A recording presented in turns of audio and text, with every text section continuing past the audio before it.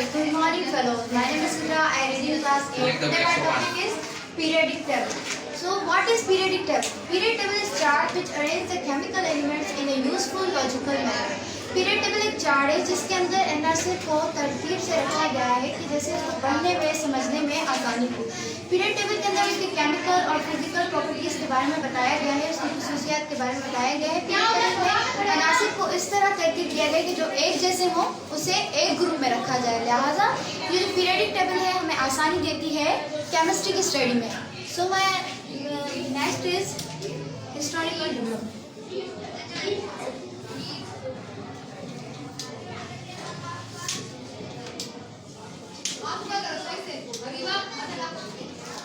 What is historical development? तारीखी अर्तका, तारीखी तरक्की।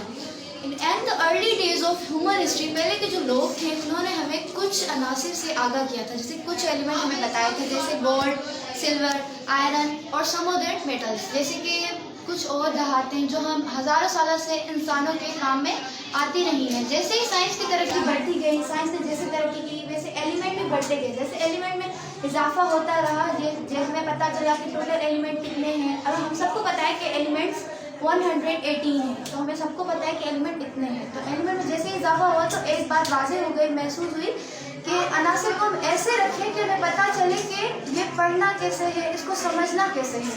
तो different scientist work to arrange, मुख्तलिफ साइंसदानों ने मुख्तलिफ जगहों पर इस चार्ट को दोहरी जदूल में मरतब करने की बहुत कोशिशें की। न्यूलैंड जो था वो एक इंग्लिश केमिस्ट था, उसने इस तरह से उस चार्ट को बनाया कि उसने अपना एक लॉ पेश किया, जैसे कि वो लॉ कहलाता है ऑप्टम लॉ। ये न्यूलैंड ने पेश किया था अपने ज़माने में।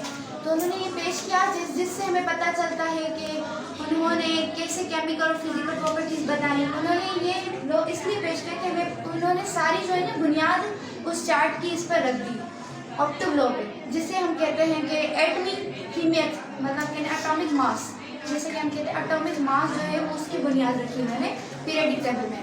फिर मेडलीव रशियन साइंटिस्ट थे जिन्होंने हमें बताया, उन्होंने इस चार्ट पर बहुत काम किया।